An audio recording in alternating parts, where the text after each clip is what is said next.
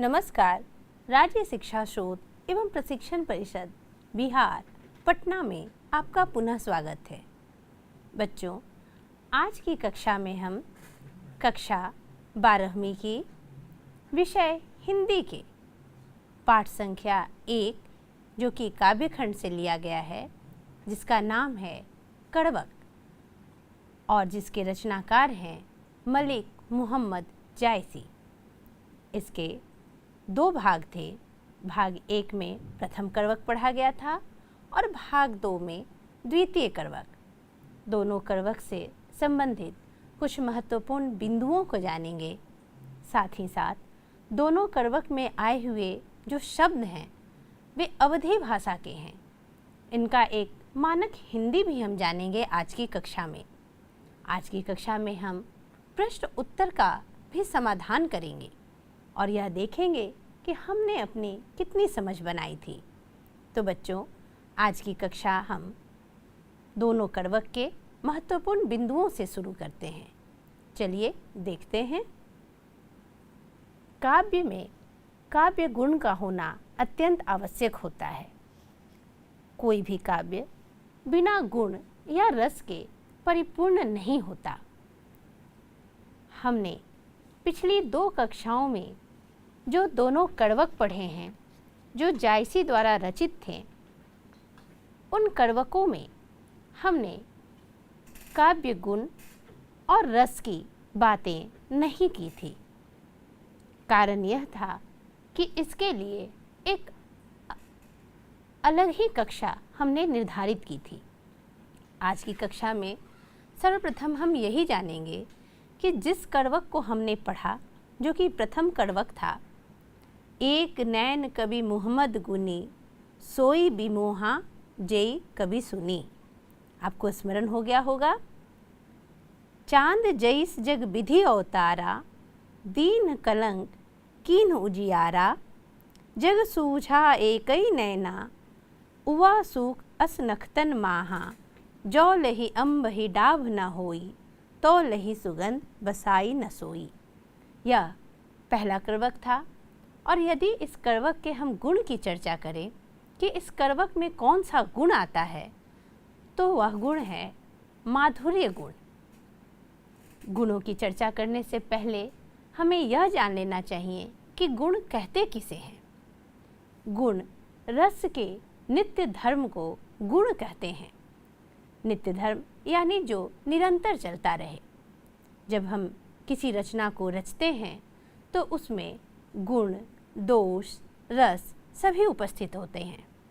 लेकिन जायसी ने जो रचना रची है पद्मावत, यदि उसके काव्य गुण की बात करें और खासकर विशेषतः जिस कड़वक को हमें पढ़ना है, तो इस कड़वक में माधुर्य गुण की बात की गई है। माधुर्य गुण यानी जिसमें मधुरता हो, जो हृदय को द्रवित करने में सफल हो, जो हृदय को पिघला दे। जिस कथा को सुनते, जिस रचना को पढ़ते हमें आनंद की अनुभूति होती है, हमारा मन और हृदय पिघलने लगता है, वहाँ माधुर्य गुण होता है। रस के नित्य धर्म को गुण कहते हैं। काव्य में काव्य गुणों की चर्चा की जाती है और गुण 3 प्रकार के होते हैं: ओज गुण, प्रसाद गुण और माधुर्य गुण। किंतु हमें जिस कड़वक को हमने आज पढ़ा है पाठ्यपुस्तक में, जो हमारे संकलित है जायसी का जो कड़वक, उसमें माधुर्य गुण मिलता है। अब हम अगले महत्वपूर्ण बिंदु को देखेंगे। अगला महत्वपूर्ण बिंदु है रस। बच्चों, हमने रस की बात की है।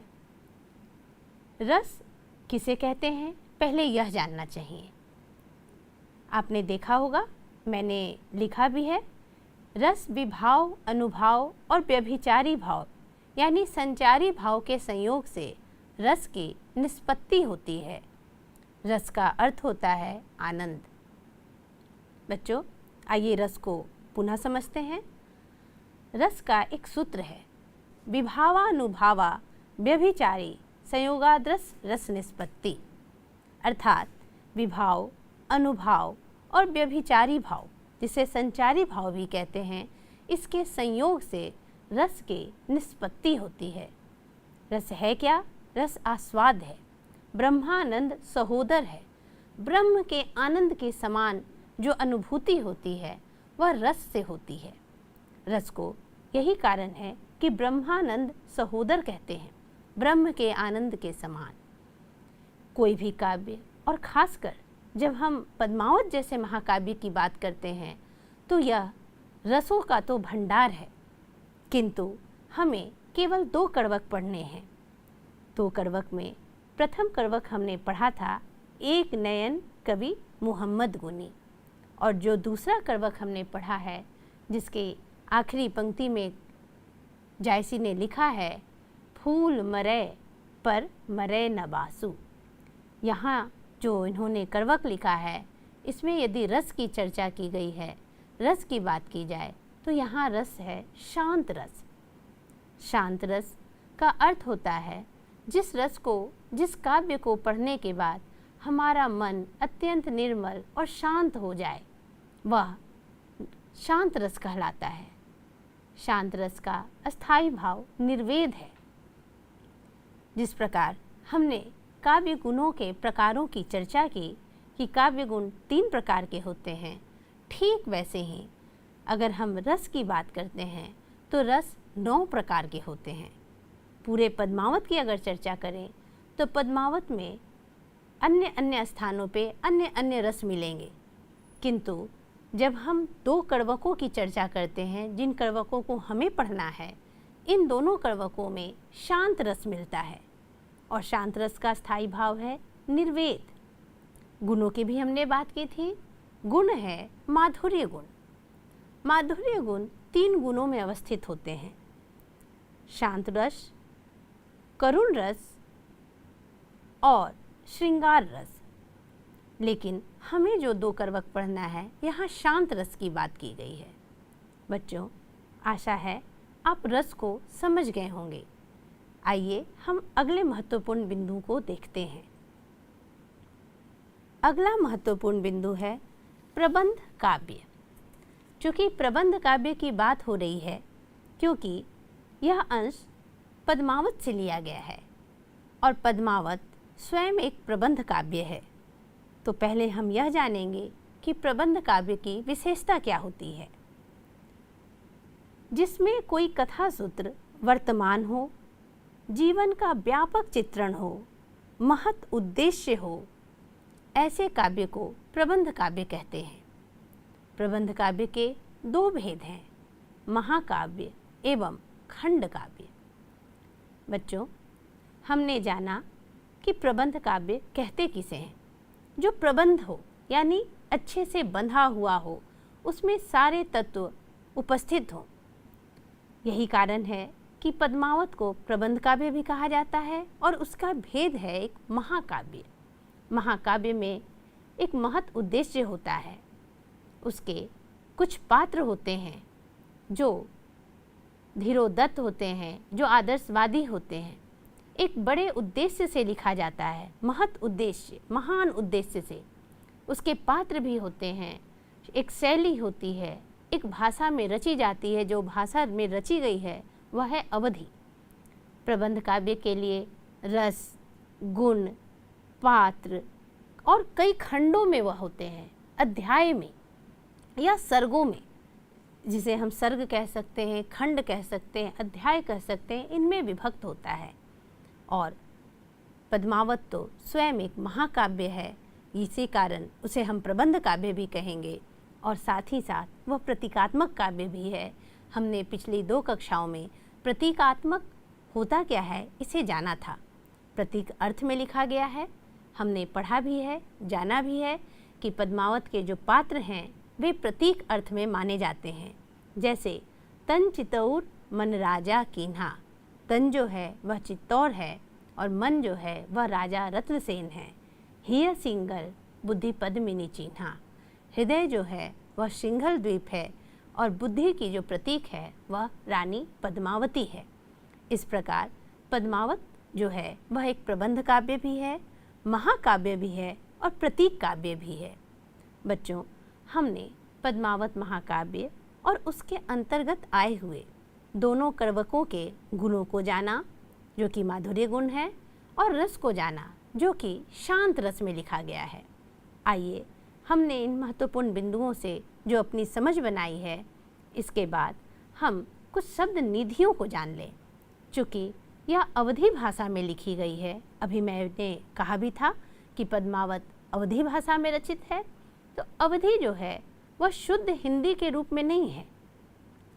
हिंदी 18 भागों में टूटी थी, 18 भागों में विभक्त थी, हर का अपना अपना एक रूप है, जैसे बुंदेली, छत्तीसगढ़ी, अवधी, ब्रजभाषा, खड़ी बोली।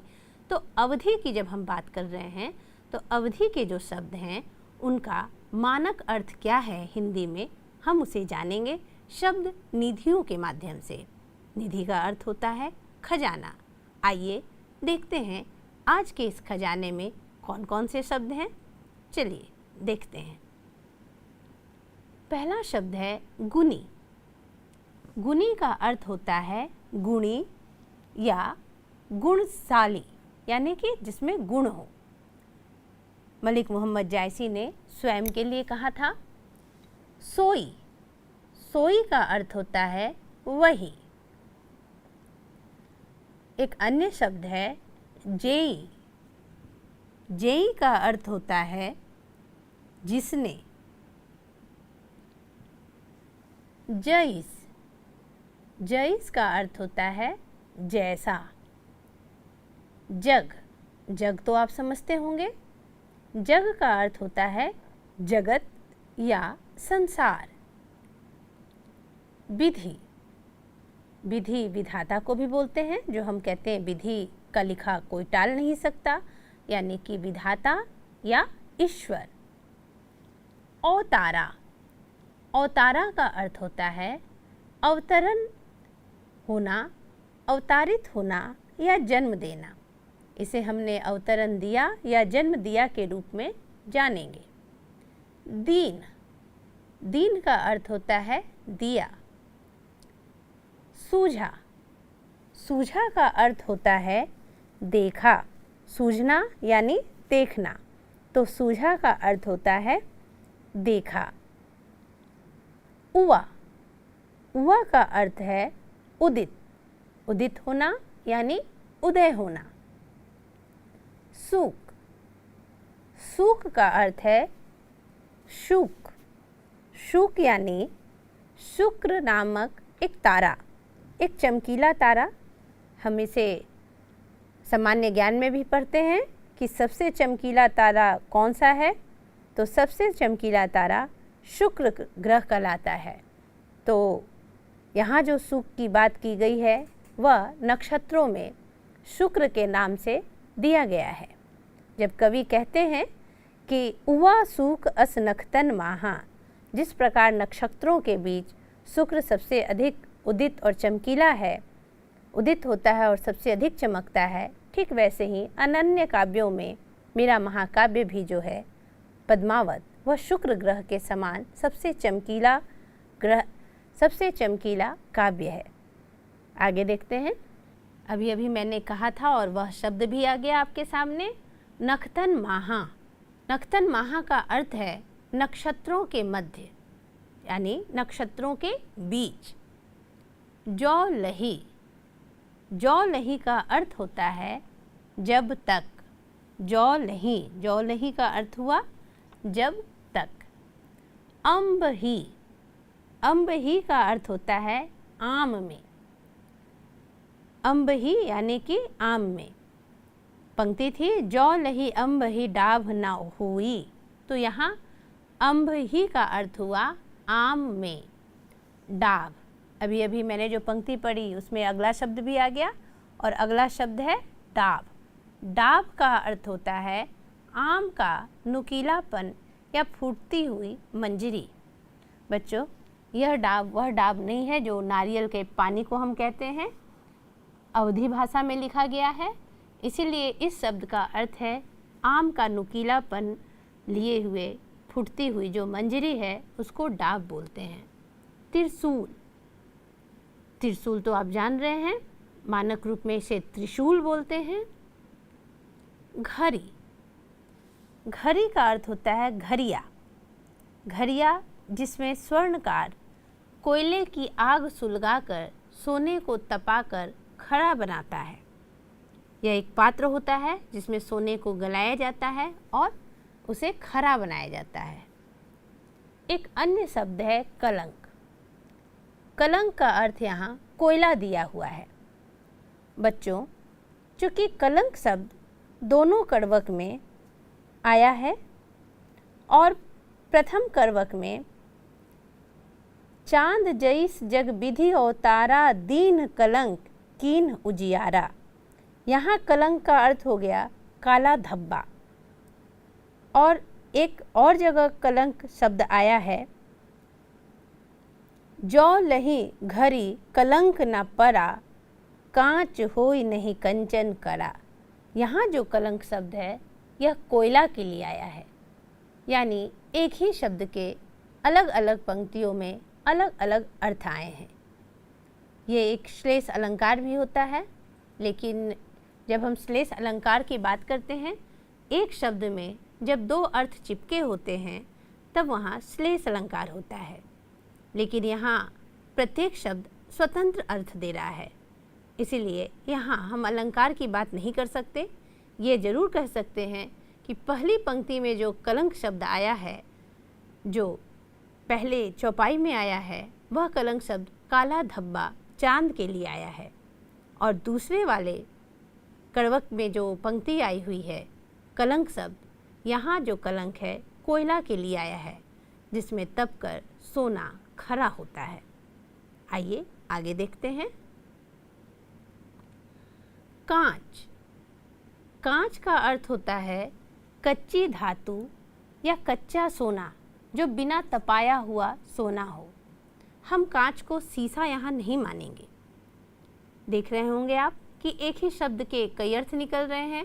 कलंक के दो अर्थ निकल गए, काले धब्बे और कोयले के रूप में, और कांच का भी एक अलग ही अर्थ निकला, कच्ची धातु या कच्चे सोने के रूप में, जबकि हम कांच को शीशा ही समझ लेते हैं।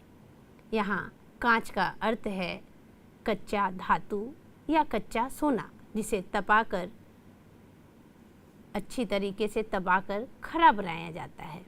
आइए आगे देखते हैं। एक अन्य शब्द है करा। अभी अभी मैंने खरा शब्द कहा था, तो करा शब्द जो है वो कड़ा के लिए आया है, कठोर के लिए आया है या खरापन के लिए आया है। आइए अब हम आगे देखें शब्द निधियों को। एक शब्द है निर्मल।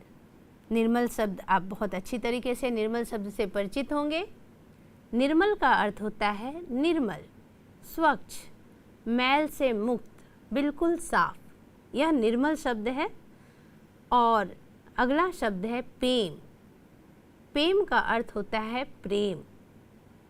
प्रेम अवधी भाषा में है और इसका जब हम मानक शब्द का अर्थ जानेंगे तो यह अर्थ है प्रेम। प्रेम का अर्थ हुआ प्यार, जिसे हम कहते हैं पीर। पीर का अर्थ होता है पीड़ा। हमने जायसी के कवि परिचय में यह जाना था कि जायसी प्रेम के पीर के कवि कहे जाते हैं। पीर यानी पीड़ा, दुख, तकलीफ। जायसी प्रेम में पीड़ा की बात करते हैं। यही कारण है कि जब हम श्रृंगार रस की हुई बातें करेंगे तो श्रृंगार रस के दो पक्ष हैं, एक संयोग पक्ष और दूसरा वियोग पक्ष। जायसी के पद्मावत की जब रचना की बात करते हैं, जब उनके करवक की बात करते हैं, तो उसमें वियोग पक्ष की प्रधानता है। वियोग यानी विरह का पक्ष। यही कारण है कि प्रेम के पीर कवि कहे जाते हैं मलिक मोहम्मद जायसी। और यहाँ जो शब्द प्रेम है वह प्रेम है, और जो पीर शब्द है उसका अर्थ पीड़ा है। आइए अब अगले शब्द को देखते हैं। अगला शब्द है रकत। रकत यानी रक्त। बच्चों, यहाँ रकत ही शब्द, अगला शब्द भी रकत ही लिखा गया है। यह गलत है, आप इसे शुद्ध जानेंगे, पढ़ लें। रकत का शुद्ध अर्थ है रक्त। मानक जो शब्द होगा वह है रक्त, और रक्त का अर्थ हो गया खून। ले। ले का अर्थ होता है गोंद। मकु। मकु का अर्थ होता है मुझे। कीरति, कई बार यह शब्द हमने पढ़ने के क्रम में पढ़ा है, जाना है, मैंने कई बार इस शब्द का प्रयोग भी किया है। कीरति का अर्थ होता है कीर्ति। एक अलग शब्द है केई। केई का अर्थ होता है किसने। और बेचा, बेचा शब्द का अर्थ आप अच्छी तरह से समझ भी रहे होंगे। बेचा, बेचा को कहते हैं, बेचा यानी बेचना। बच्चों, हमने शब्द निधि के माध्यम से कई शब्दों को जाना। कई शब्द हम पहले से जानते हैं, जो कि हम हिंदी में जानते हैं, क्षेत्रीय शब्दों में जानते हैं, जिसका प्रयोग हम अधिक करते हैं, उन शब्दों को जानते हैं। किंतु यही शब्द अवधी भाषा में कैसे कहे जाते हैं, इसे भी आज हमने जान लिया है। तो बच्चों, आशा है कि आपने शब्द निधि के माध्यम से कई शब्दों को जाना, प्रबंध काव्य को भी जान लिया, माधुर्य गुण को जाना, साथ ही साथ शांत रस को जाना। अब हमने इतनी सारी चीज़ों को जाना। कक्षा प्रथम में जो पहले भाग में हमने प्रथम करवक पढ़ा था, द्वितीय कक्षा में द्वितीय भाग के में जो हमने द्वितीय करवक पढ़ा था, उन सभी की समझ और आज की कक्षा की समझ की जांच की बारी आई है। और इसे जांचेगा कौन? हम स्वयं जांचेंगे, स्वमूल्यांकन करेंगे, अपना मूल्यांकन स्वयं करेंगे कि हमने पिछली 3 कक्षाओं से, पिछली 2 कक्षा और आज की कक्षा मिलाकर, या 3 कक्षाओं में जो हमने पढ़ा है, मलिक मोहम्मद जायसी को जाना है, करवक को जाना है, कुछ साहित्यिक अंगों को भी जाना है, उसमें हमारी समझ कितनी पक्की हुई, कितने अच्छे से बन सकी, इसे हम अपने स्वमूल्यांकन से आंक लेते हैं। तो चलिए, कुछ प्रश्न उत्तर हैं, हम एक एक करके सारे प्रश्नों का समाधान करेंगे। आपको स्क्रीन पर प्रश्न दिखाई देंगे।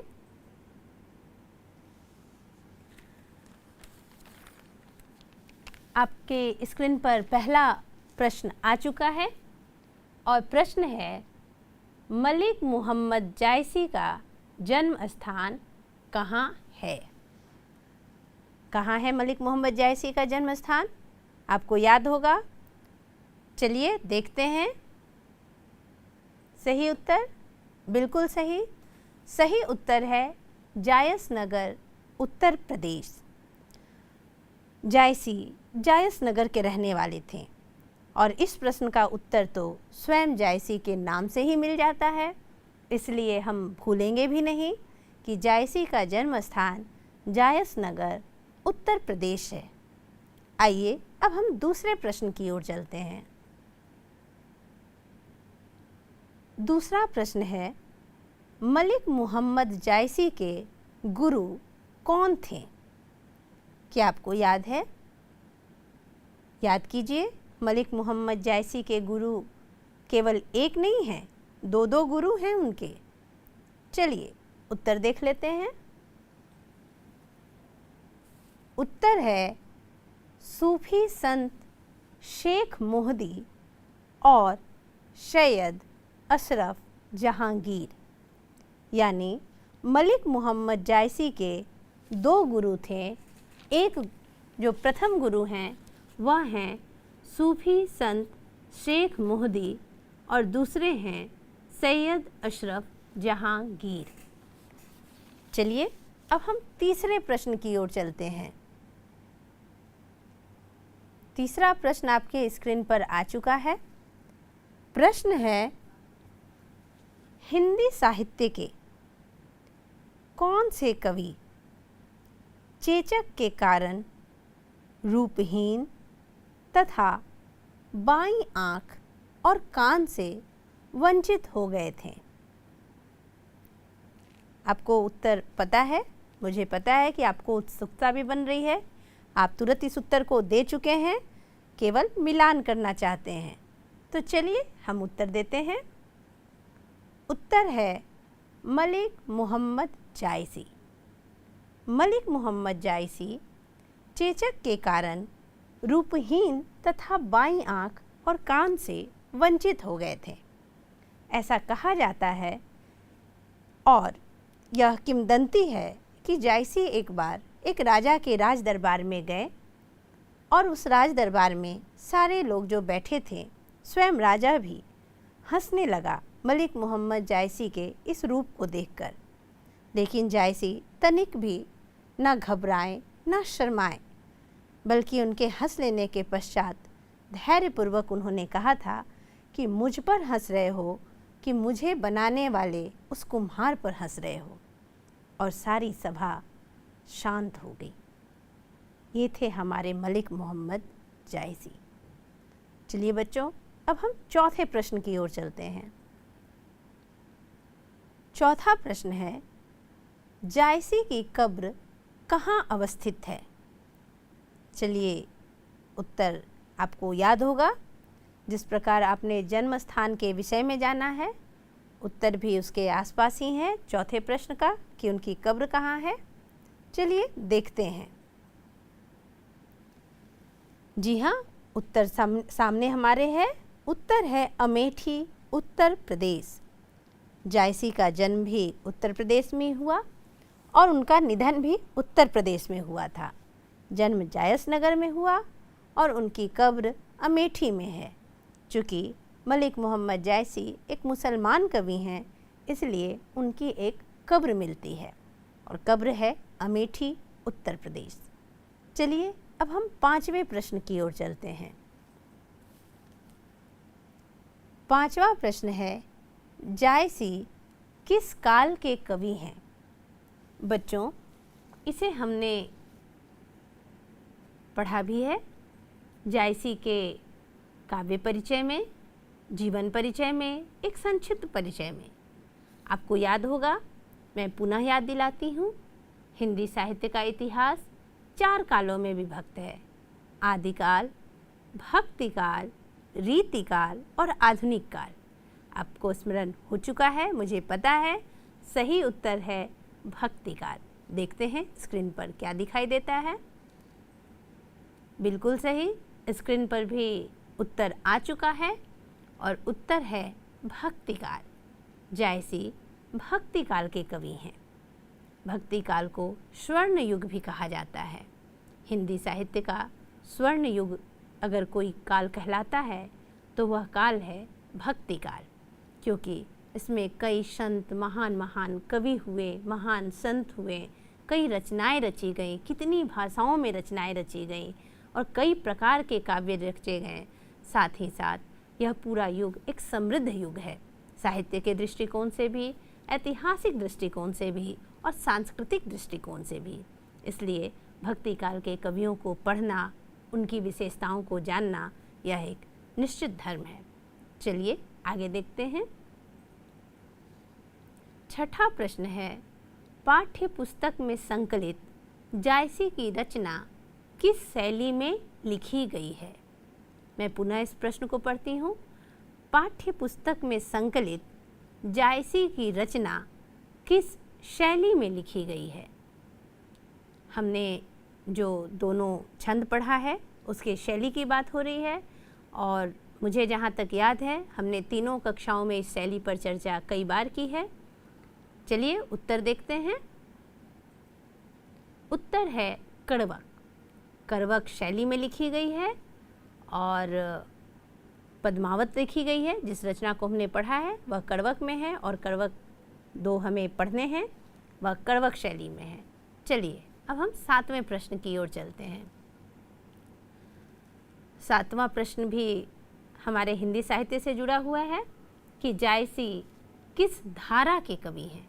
बहुत बड़ी बात है, हमने भक्तिकाल के कवि हैं इसको तो पढ़ लिया है, लेकिन भक्तिकाल भी 2 धाराओं में विभक्त थी और यह सवाल वहीं से पूछा गया है। आपको याद होगा, मैंने बताया भी था कि भक्तिकाल 2 धाराओं में विभक्त है। पहली धारा है निर्गुण धारा और दूसरी धारा है सगुण धारा। तो कौन से धारा के अंतर्गत जायसी आते हैं? चलिए उत्तर देख लेते हैं। उत्तर है निर्गुण धारा। जायसी निर्गुण धारा के कवि हैं। भक्तिकाल के निर्गुण धारा के कवि जायसी कहलाते हैं। निर्गुण का अर्थ होता है जिसका ना रंग हो, ना रूप हो, ना आकार हो, ऐसे ईश्वर की भक्ति करना निर्गुण भक्ति कहलाती है। और जायसी एक सूफी कवि थे। उन्होंने अपने अल्लाह को, अपने ईश्वर को, ना उसके रंग को देखा था, ना रूप को, ना आकार को। इसलिए ऐसे कोटि के कवि निर्गुण धारा के कवि कहे जाते हैं। हमारे निर्गुण धारा के कवि में कबीर भी आते हैं, गुरु नानक भी आते हैं।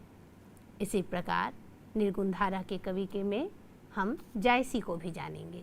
चलिए अब अगले प्रश्न की ओर चलते हैं। अगला प्रश्न है, जायसी निर्गुण धारा के किस शाखा के अथवा मार्ग के कवि हैं? बहुत अच्छा प्रश्न है बच्चों। समझिए तो हिंदी साहित्य के इतिहास का यह तीनों अंश ही दे दिया गया है।